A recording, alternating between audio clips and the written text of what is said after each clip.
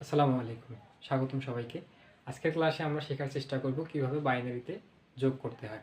ঠিক আছে? তো বাইনারিতে যোগ করার আগে আপনাকে এই 4টা বিষয় মাথায় রাখতে হবে। কীরকম? যে বাইনারি আমরা স্বাভাবিক সংখ্যা যদি 0 হয় তখন বাইনারিতে 0 হয়, যদি 1 হয় বাইনারিতে 1 হয়, যদি 2 হয় বাইনারিতে 1 0 হয়, এবং যদি 3 হয় তাহলে বাইনারিতে সেটা 1 1 হয়। ঠিক আছে? তো এই 4টা বিষয় যদি আপনি মাথায় রাখতে পারেন, সহজে আপনি এই বাইনারি যোগগুলো করতে পারবেন। তো আমরা এটা সলভ করার চেষ্টা করি। দেখেন 0 আর 1, 0 প্লাস 1 ইকুয়াল কত হচ্ছে?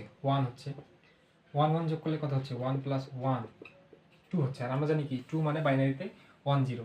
তো আমরা 1 0 ডিরেক্ট বসাবো না, শুধু 0টাকে বসাবো এবং হাতে 1 থাকতেছে।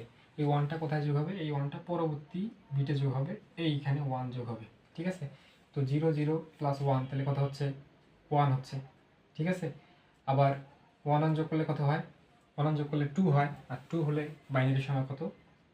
1 0। ঠিক আছে? খুব সহজ না?